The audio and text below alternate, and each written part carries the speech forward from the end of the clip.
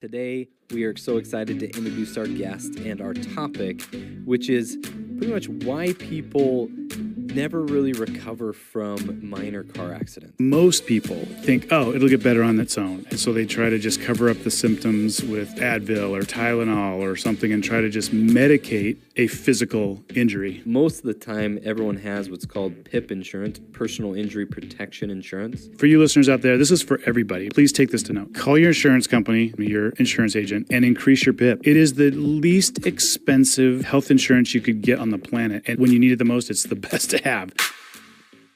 Welcome to the Healthcare Revolution podcast. Today, we are so excited to introduce our guest and our topic, which is pretty much why people never really recover from minor car accidents, why they have neck pain for years. And we've all heard it, like my neck still hurts from my car accident 20 years ago. My back still hurts from my car accident 30 years ago. We've heard those statements. Those things should not happen. People should recover from these car accidents, but there's some reasons why they don't. And we're going to dive deep into those today. So if you've been in a car accident or you have that mother-in-law that always talks about, their injury that happened 25 years ago and they still haven't resolved, this is the podcast for you. So super excited to have Dr. Jay Shetlin on the podcast. He is a friend. He is literally right down the street from me. We've been in practice. He's been in practice much longer than me. Not to age him, Right. But I've been in practice for 5 years on my own now, and his clinic has been down the street from mine. So we collaborated early on when I opened up the clinic. And what I love about Jay is he is an absolute expert in motor vehicle collisions. He's spent his career almost 16 years with this Whiplash group, and even more years in clinical practice. And his whole vision is to improve not only the experience, but the collaboration that happens between providers with these types of accidents. He's realized that there are a lot of people that don't get the best care. And his life mission has been improving that for our patients. So, Dr. Shetlin, welcome to the podcast. Yeah, thanks. It's good to be here. I'm glad we can talk to this. This is a much-needed topic for our general population to have a better understanding, to break down barriers so they do get the care that they need and hopefully overcome those problems so they don't have lifelong problems from car crashes. Yeah, when someone does come to you and says, my neck so hurts from 20 years ago when I was in a car accident, what are some things that come to mind? Well, the first thing is, what did you do immediately? Because most people think, oh, it'll get better on its own. And so they try to just cover up the symptoms with Advil or Tylenol or something and try to just medicate a physical injury. And that doesn't help the problems. They've had a physical injury. They need to do the physical medicines, chiropractic, physical therapy, massage, to rehab those tissues to minimize the long-term effects, side effects of a trauma. Yeah, a lot of, just break down the overall mechanics. I've heard you speak about this before, but even something as simple as getting rear-ended at, say you're stopped and someone rear-ends you at 15 miles an hour. Mm-hmm. What does that do to the body? Yeah, and 15 miles an hour doesn't sound like much, but it's a lot. That would be considered a high-speed or high-velocity collision. And so people think, wait, what's a low-speed one? Believe it or not, just under 10 miles an hour is a low speed. Over 10 mile an hour change of velocity, according to the research and the way we build cars, it's classified up there. 15, 20, 70, those are all high-speed collisions. So what's a high speed, above like 50? Yeah, but as far as all we can know, because we don't have a gun on the, a radar gun on the crash, people are like, oh yeah, they hit me at 70 miles an hour and there's hardly any damage to their car. Something's like, well, that's not realistic. But it feels like that, even in a lower speed collision, because it's such a big, massive transfer of energy from a 4,000 pound, what we call a bullet vehicle, the vehicle in motion, that strikes the target vehicle, the vehicle that was either stopped at the light or whatever. But in 10 mile an hour or greater change of velocity, there are factors that the cars are built to do, which is why that's the cutoff, like crumple zones engage, airbags deploy. These things are factors that are built in to try to help reduce some of the forces transferred to the human occupants, but that doesn't mean they do it perfectly. But in a low-speed collision, this is what's surprising, is more people are actually injured in low-speed collisions, meaning under a 10-mile-an-hour change of velocity, than in high-speed collisions. And there's two reasons for that. I don't know where you need me to show you, but if you imagine a Newton's cradle, that old steely balls hanging on the strings, and you pick one up and it does a little back and forth thing.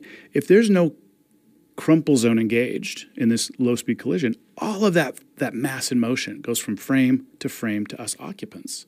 And so we end up getting injured a lot more than an insurance adjuster would think, or maybe a doctor that's not trained to look for these kinds of injuries. And so then people think, oh, I guess I'm okay because the doctor didn't know how to find those right. Or the insurance adjuster told me, oh, people don't get hurt in low-speed collisions. I hear this all the time. Kids don't get hurt in car crashes. It's the number one killer of kids. What do you mean they don't get hurt in car crashes? So understanding those dynamics so that we work up and diagnose properly so that we can then treat and rehab properly, that's how we're going to minimize those problems so people don't have those long-term negative results like the 20-year, oh, my neck still hurts from my crash. Half of the people that are in a car crash, even a low-speed collision, are never the same again because they either don't get the care that they need, they don't get enough care, or they go to one provider instead of, no one provider is a replacement for the other. Like PT is not a replacement for massage, and massage is not a replacement for chiropractic or vice versa. We all have our magic secret sauce, and it is just so much more synergistic and powerful when we work together, especially in personal injury. Yeah, talk to me about how, we'll actually dive that in a minute, but what happens to our tissues when you're in this 15-mile-an-hour high-speed collision? Because you kind of defined it as that, right? Mm-hmm, correct. Based on the law, states anything over 15 miles an hour is a high-speed collision, right? Based on the research and the way we've manufactured vehicles. Okay, I see. So not based on the law, but just based on what the research says. Yes. Anything above 15 miles an hour is a high-speed collision. So what happens to the tissues in our neck and in our spines when we're taking on an impact like that? Well, car crashes are very complex. There's so many complicating factors we need to look at. The position of the occupant, where they hit in the side, rear impact, front offset. So a lot of things to look at. For simplicity's sake, let's just break down a rear impact collision. So if somebody stops at a light and they get hit from behind, if you see it coming, you may brace, and that helps. But it's hard to brace for a rear impact collision, and there's still no change of the space between the impact. Where on a frontal impact, when you brace, you've got this 16 inches between your flexed muscles before your chest hits the airbag or the steering column or something. So you've got some deceleration of space and time, which reduces it's physics, change of velocity, G-forces, those things that harm our tissues. So let's just use this rear impact for example. We've got this proper curve in our neck, depending on which camera you're using there. That curve will actually hyperextend back. So as soon as our head hits the restraint, our neck does this instant, quick extension and coming back. So even if your head is resting on the headrest, the middle of your neck's still going to be the void where you don't have the headrest to the seat, that space is where the neck can still move and cause damage. Yes, it causes a shear force, which you and I are designed for walking and running. Everything, our discs, everything in our spine being upright is designed for compressive forces of walking, running, jumping.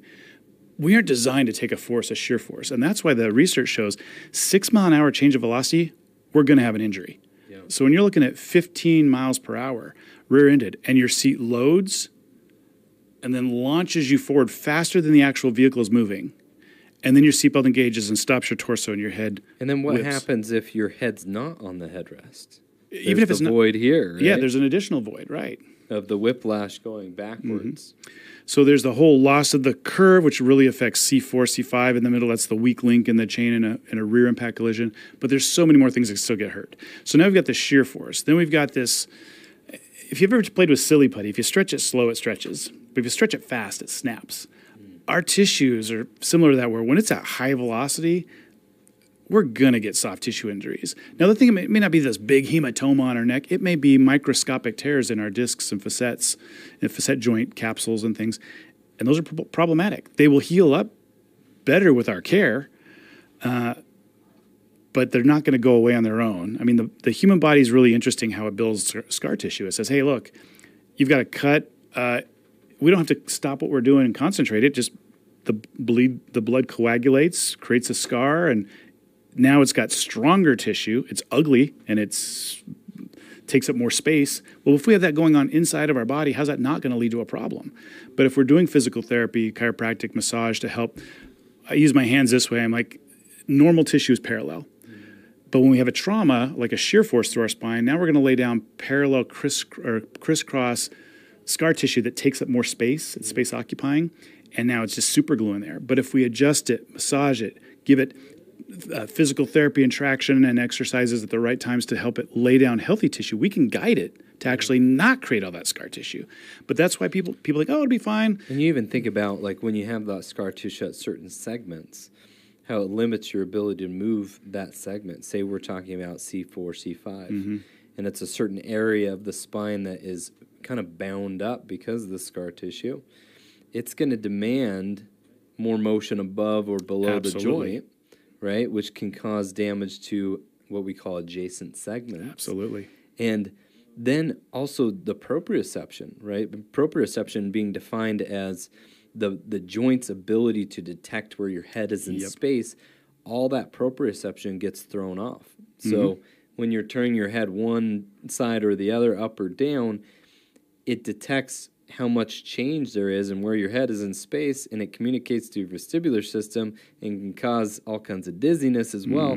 Like, and I hope, this kind of paints a picture of why all these things are so important to get this care, because that scar tissue builds up, and that can cause all kinds of problems. Yeah. I love the simplicity in the way you explain that. That was really, really helpful. Oh, good. Talk to me about why patients feel initially fine after a car accident.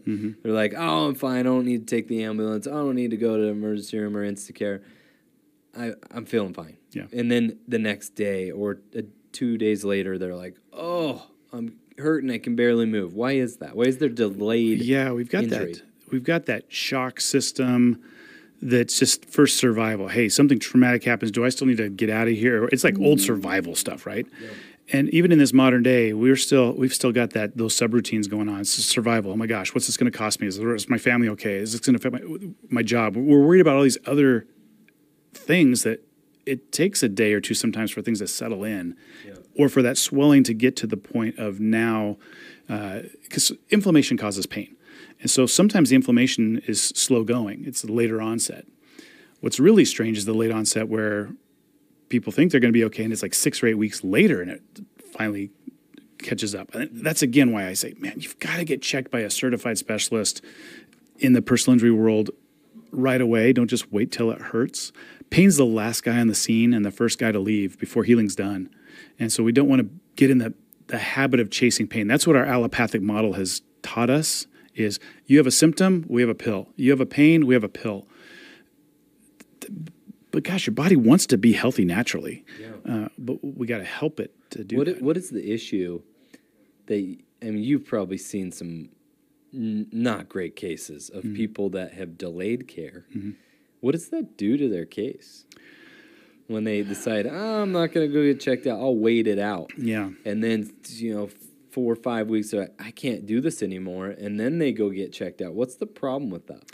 Well, a car crash case, because that's what's called as a case, is a medical legal case. So it's a much more complex puzzle than just, hey, I want to be healthier, or I had a sports injury and I want to go get healthy, but I'll pay cash or my insurance will cover it. Med legal case, completely different animal. The delay, we have stages of healing, from acute to remodeling to scar tissue reformation to chronic. The later you get in, the less it's going to respond positively to what we're doing for them. So now it's like, now we're pushing a rock uphill. But just as bad on the financial side is the case with the insurance or the attorney. They're going to make all these excuses not to cover you. It's like, oh, you could have fallen down the stairs since you did that car crash. So we're not going to cover it now because you waited too long. So you want to be punctual, because for the lay people out there that don't understand, because most of us don't understand how our insurance works.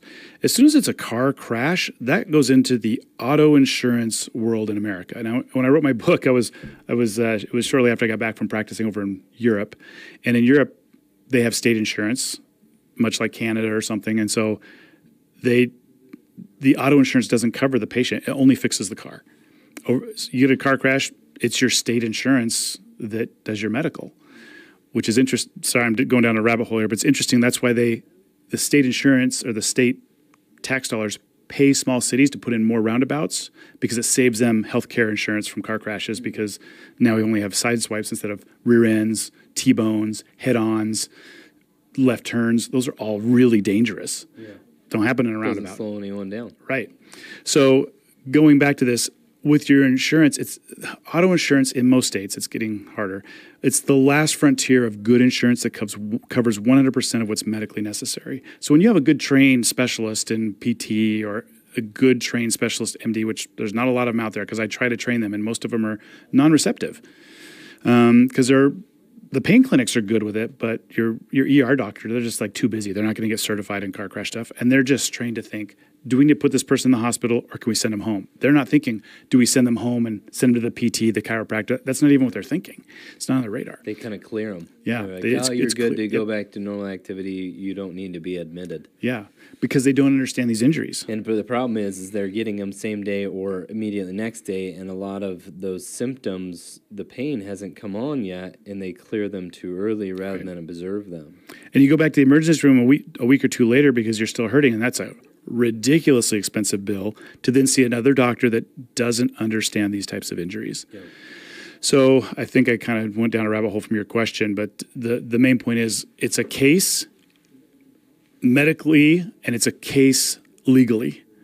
And if they're not handled properly as a team, the patient loses. And they lose big time. Yeah. I mean, I've just seen cases gone way wrong. Mm-hmm. You know, my wife got in an accident back in October of last year. Mm-hmm. All my young kids were in the car, and she, didn't take an ambulance. I showed up on scene, and I said, all right, we're all going to Instacare, all the kids, and everyone was like, why?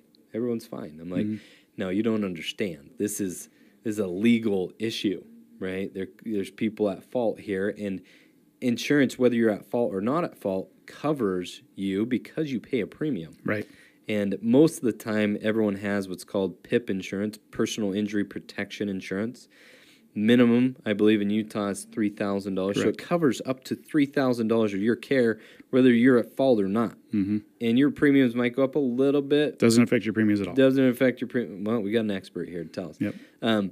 But you should use that. Mm-hmm. Go to Instacare, get checked out, get an image of your neck if it's hurting, right? There's things that, but if you're not checked same day, it is like the case can be dismissed, right? And then you don't get any of that help, and then you're paying for it on your own with your health insurance, right? But we got the kids into Instacare that same day. My wife, she ended up, her wrist hurt, her neck hurt, and her shoulder hurt, right? Because the impact of the steering wheel. She thought they were minor issues. It took her about 3 months, and then some trauma therapy as well to get over it because she felt like she put the kids in danger. Yeah. And she was trapped in the car, and there was some trauma, psychological trauma that came with it. And the personal injury protection paid for almost all of it. And, that's what insurance is for. Is to protect you. But if you don't get checked out early on, you can lead yourself down a pathway of you covering all of that yourself. But that's why we have insurance, to use it. Absolutely. And for you listeners out there, this is for everybody, providers and just the lay people out there. Please take this to note. Call your insurance company today, your adjuster, or it's not your adjuster, excuse me, your insurance agent, and increase your PIP. It is the least expensive health insurance you could get on the planet, and it's when you need it the most, it's the best to have. And they have it. You can raise it to 10,000, 25, or even 100,000 with some companies, and it'll cost you a couple bucks a month. Yeah, it's so cheap. Yeah, and I actually changed mine. I did a podcast with an attorney. It was probably 3 months before my wife's accident, and I changed it, and I was so glad I did. Yeah, it's literally a few dollars. Yeah. And it was the best dollars we spent. Absolutely. Sure. Yeah. And just to circle back to that, your PIP, your personal injury protection is like a medical savings account. It doesn't affect premiums. What affects premiums is fixing cars and things that you hit, houses or what, street signs, that kind of stuff. So that's the beautiful part of PIP. And it's per person in the car.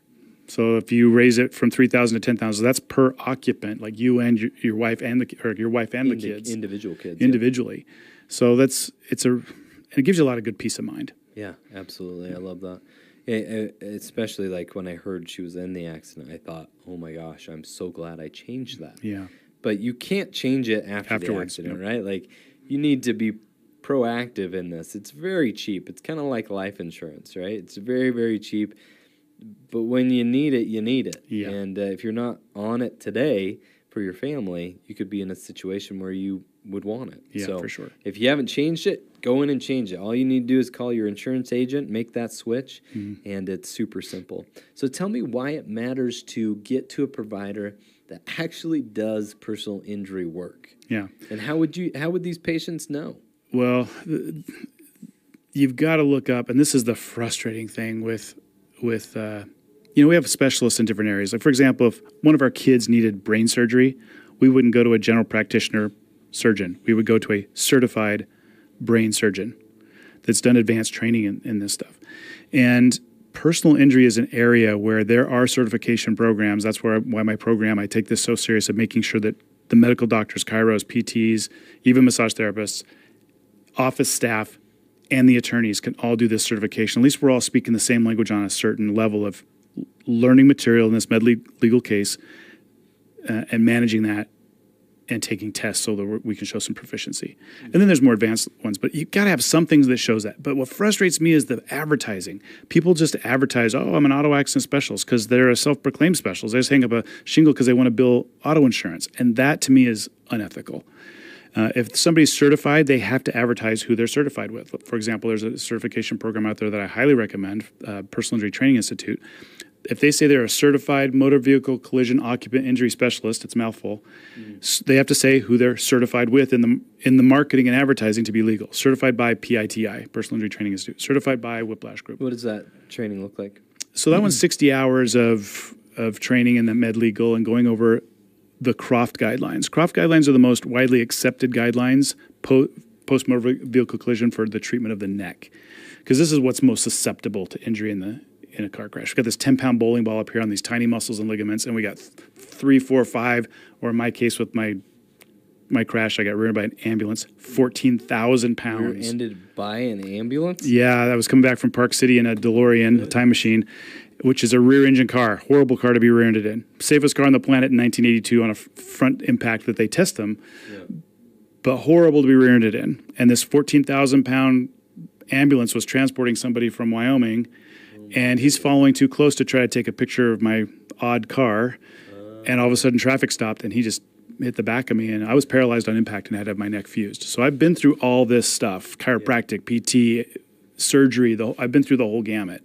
And I can tell you they work so well together, but you just got to know the right time and place to work together. You just can't just do one. If there were some common gaps that you see in people that say they treat auto, and the ones that actually are certified, what would be the most common gaps that you see in between? It's really comes down to the workup, diagnosis, and paperwork, and the treatment, the care that they're doing. But the key thing is, because it's a medical legal case, you going to the urgent care treats a car crash just like it treats everybody else. The emergency room does the same thing.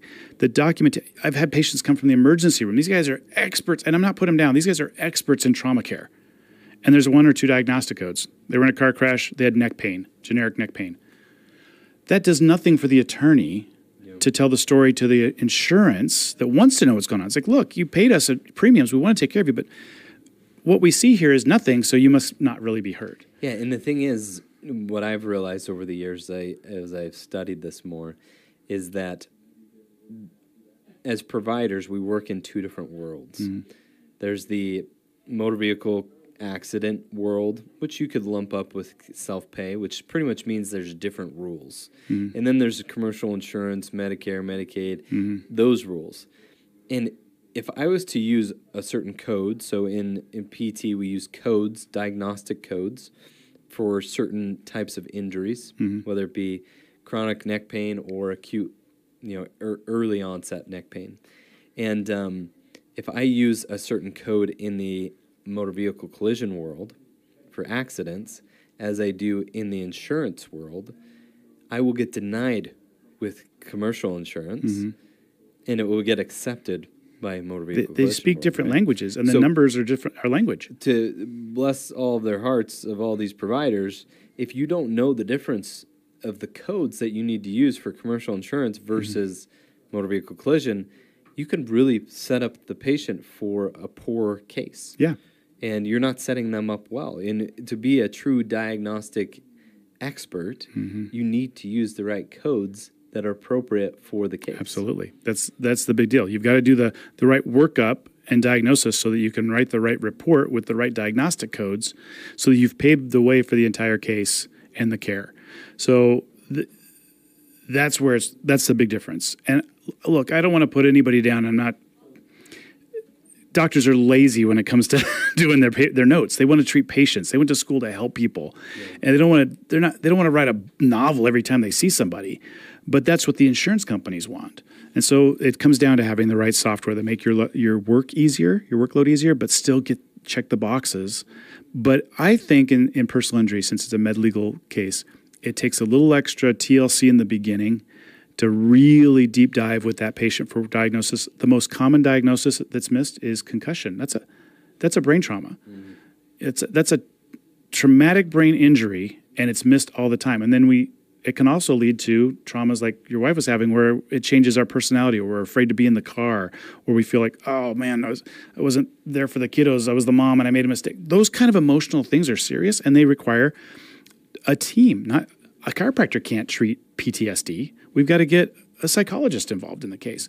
I can't believe how few cases are referred to a psychologist to help with our trauma and stress and anxiety after a Yeah, crash. you even think about like how it can bring on neck pain symptoms just psychologically getting back in a car. Yeah. Like how many patients have you treated where their neck's getting better, but then somehow every time they get back in the car, their pain increases, Yep. right? Yep. There's a psychological component, a fear component that comes from being behind the wheel again, right? And that's why we need these therapists to help these patients through that. That is not our role as the types of providers that we are. We need their help as well. Yeah. Because that's a huge component to their care. Yep. Tell me about how we need to work together as a team. You know, from a patient standpoint, why is it important to have multiple providers on their case? I'd look at it. What can they do if they don't have multiple providers? Well, it just breaks my heart when they don't, because I know the long game is going to be harder. Again, half the people are never the same after a car crash, and the research shows most of us that think we're okay and don't get the right care or the right amount of care or the cross care with multiple providers, by 2 years, they're left with chronic pain because they didn't do it right. And once it's chronic, it sends away. That's what we talked about earlier. It's harder. We can still do some benefit, but it's not going to be as good a benefit. So that's why the early care is really important. All the research points to that. And the last half of this book is all the research, medical and chiropractic, stating, well, how long does somebody come in? How frequently do they come in? When do we co-care here and there? What are the steps that we should be doing? There's so much research from the 50s to current that goes over those things, but the public doesn't know that.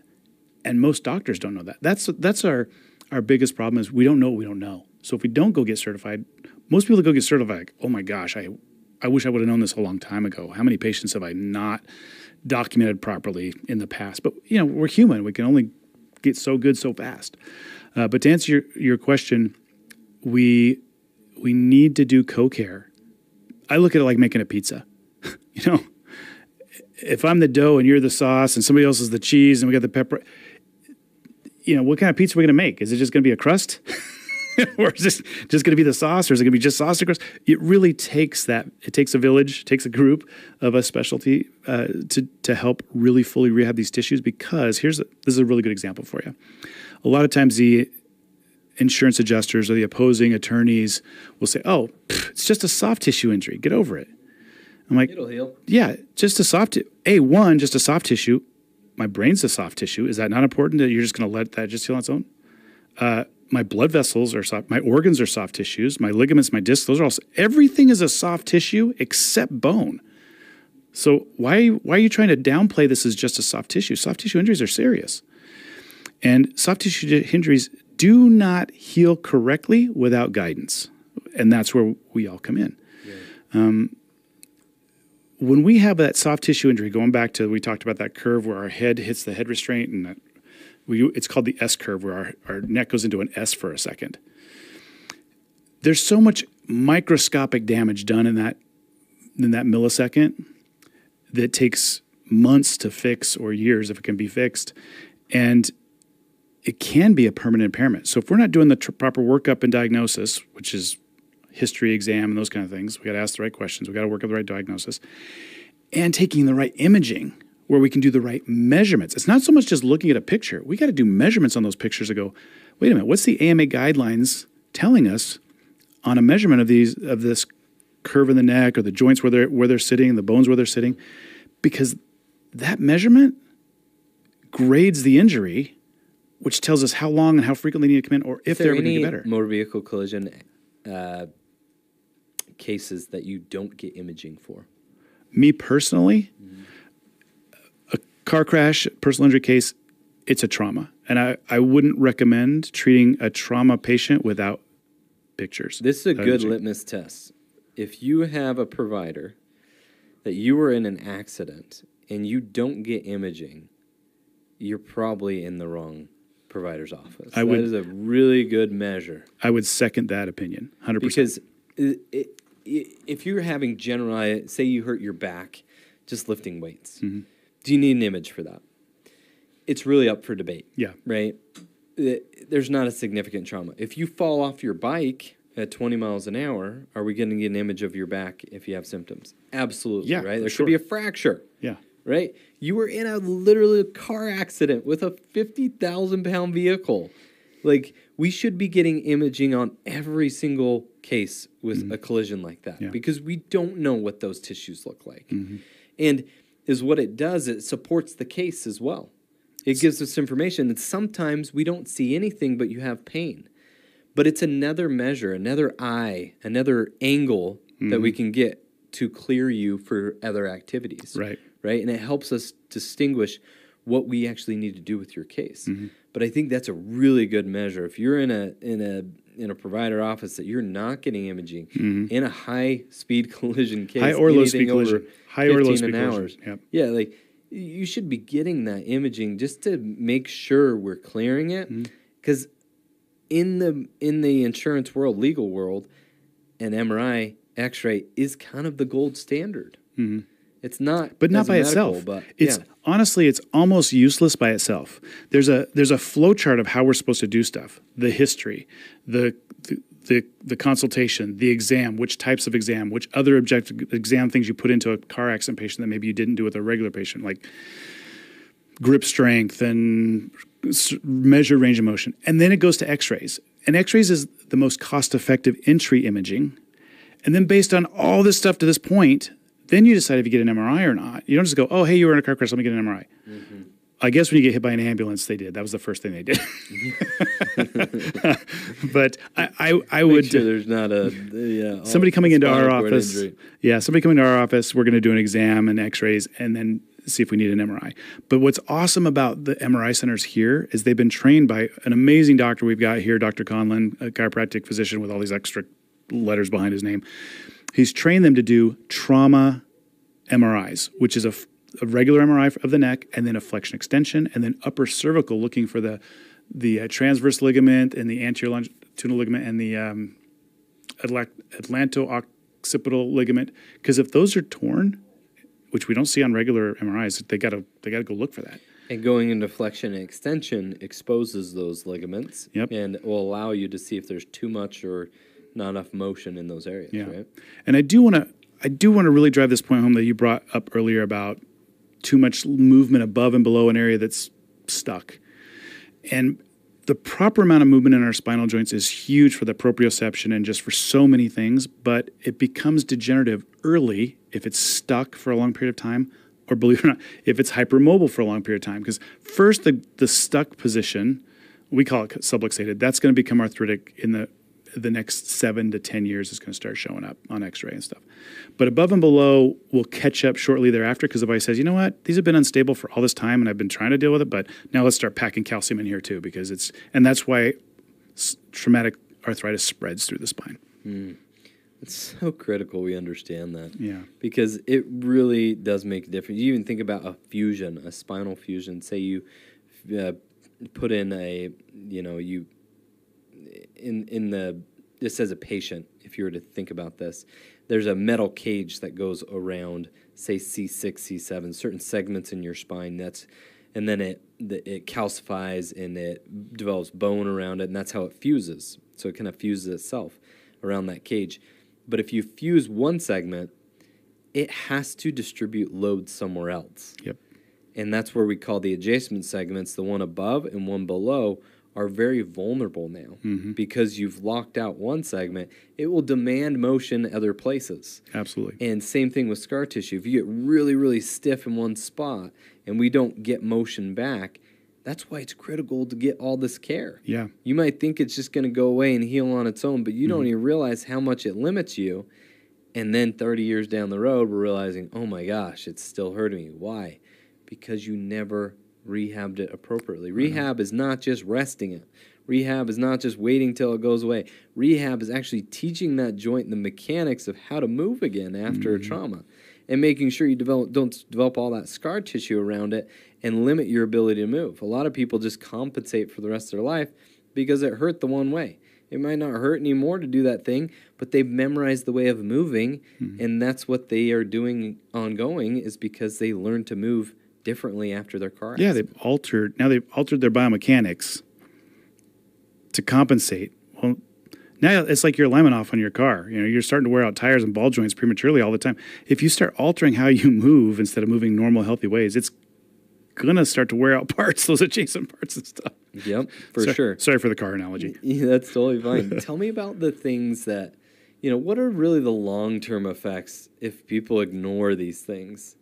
Like if we're talking about the lifespan of a person, this person that's been dealing with 20 years, what are some of those things that you see ongoing? Obviously, we talked about neck pain.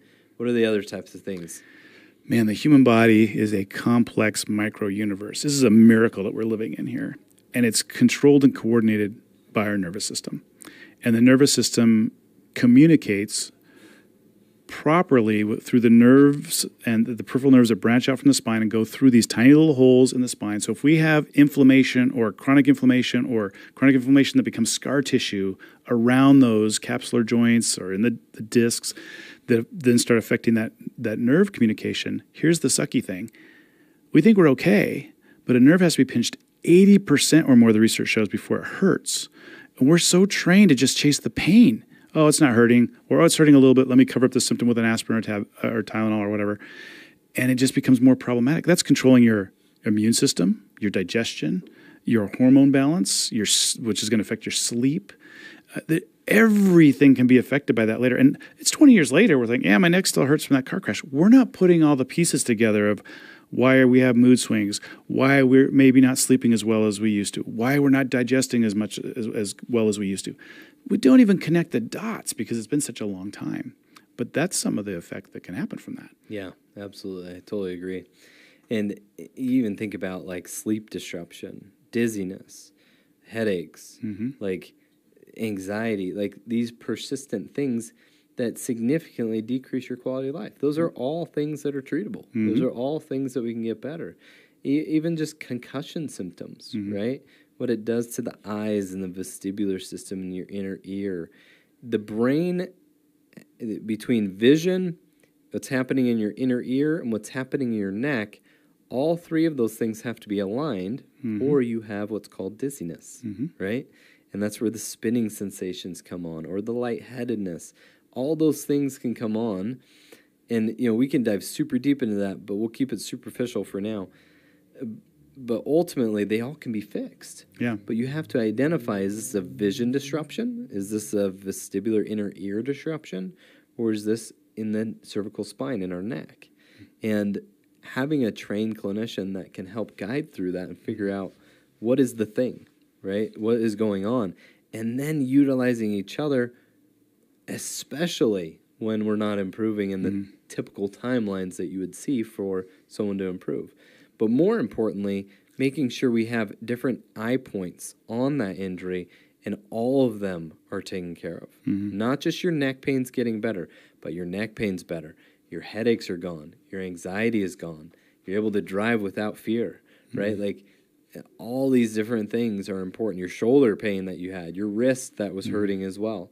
You make sure you hit every single one of those, that you're getting every one of them better, because you don't want to be 30 years from now and be like, my wrist hurts because that one time back when I was 25 years old, I was in a car accident. Don't let that be you. Right. Like, fix those things, because sometimes, yes, it is a lot of work.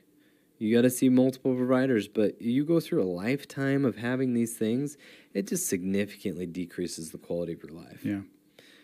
So let's just shift gears just for a moment. We'll still keep this patient-facing for our patients that listen to this, but what can our providers do to really work together more cohesively? Like we talked about earlier, I've been doing this for it's about 7 years in practice now. You've been doing this for 30 years in this Whiplash group, which you put a lot of heart and soul into, about connecting people and getting them to work together. What are the common barriers that you see, and what advice would you have to providers to really just get deeper and get working on the same page? Yeah. Well, to the providers, I'm going to challenge all of them. Just get certified. Don't dabble in personal injury. It's too important for our patients that we're not dabbling. And then, because the people that get in, there's this weird fear thing in chiropractic, and I think in physical therapy and in the medical world too. It's like, oh, the medical doctors aren't so bad because they have picked their specialty and they'll co-refer to each other. Yeah.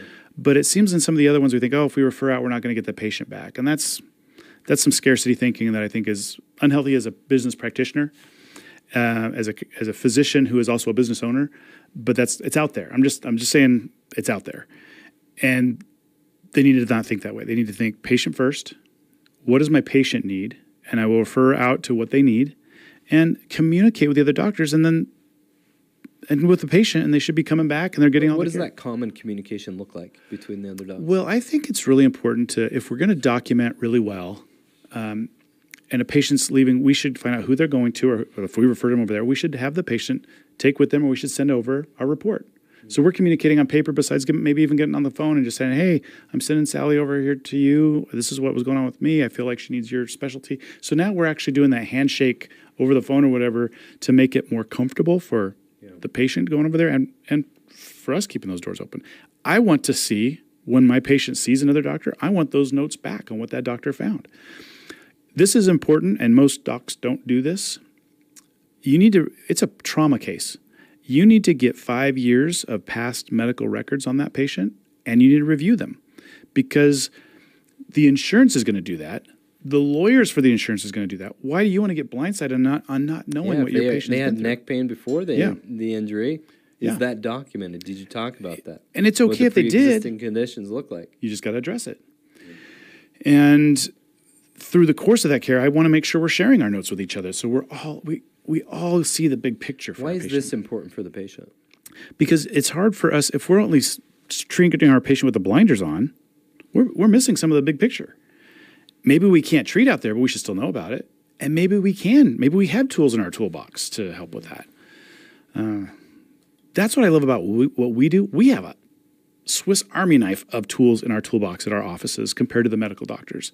I mean, they're so good at the deep dive with the workup and diagnosis, but their treatments, and again, I'm not saying this is just the model. I'm not putting anybody down, but their treatment, other than the pain clinics, they've got a fair amount more tools. But the urgent care, it's like, well, here's a prescription for an anti-inflammatory or a muscle relaxer or something. They don't have a lot of tools in their toolbox other than prescriptions. But we do, and this is a physical trauma.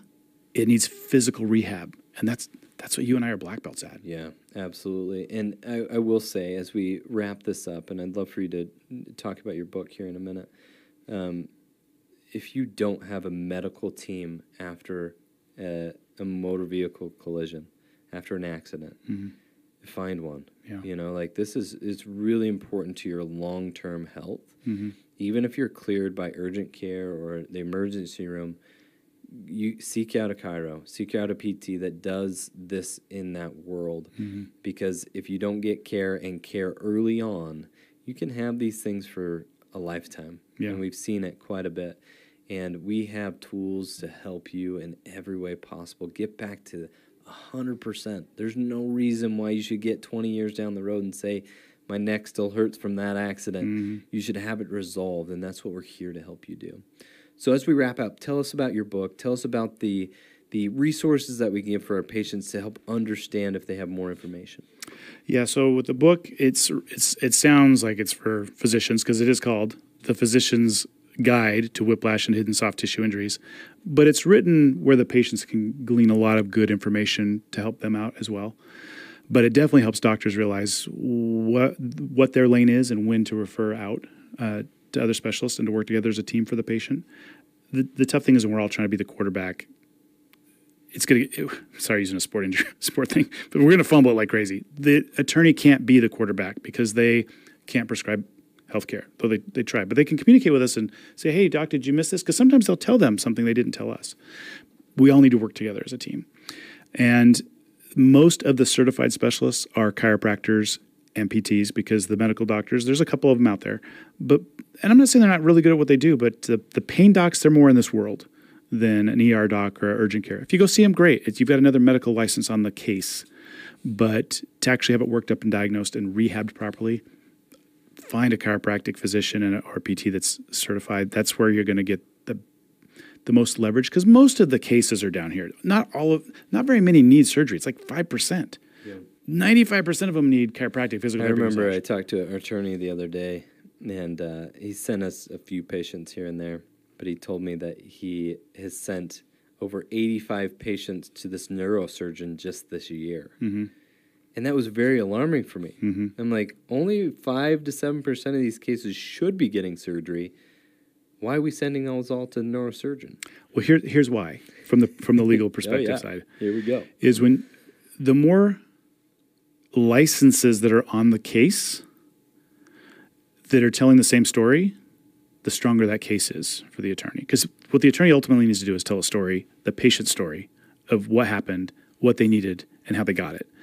And when you send off to a surgeon to get an opinion, which I still think that's wise, on the hierarchy, they kind of are at the top of the chain. For them to do a workup, only 5% of them are going to need surgery. If it's a good surgeon, I'm going to say, you know what, you don't need surgery. Go back and do what you're doing. It validates again from another license what we're doing, strengthens the case for the attorney, and helps the patient go, whew, I don't need surgery. This is going to help me. So it helps them psychologically get that component to have a little more faith in what we're doing to help them Absolutely. If people want more information to learn from you, what's the best way? I would say go to the whiplashgroup.org website, find some things there. That's the domain. That's the domain. There's an up-and-coming group called MedLinks that I really like. This Dr. Dawn, she's putting together a nationwide, which I tried to do, but she's got a little bit better tools in her toolbox for it, of the certified doctors, medical, legal, the attorneys, the medical doctors, the PTs, the chiropractors. Where are they located? How do you find them? Yeah, so that's a good way to go. Well, thank you for what you're doing in our community, and especially with this Whiplash group across the nation, because you're really connecting all of us and improving the healthcare experience for the patient. Mm-hmm. So appreciate what you do, and thank you for joining us on the podcast. Yeah, appreciate your wisdom. Thanks for having me. Thanks.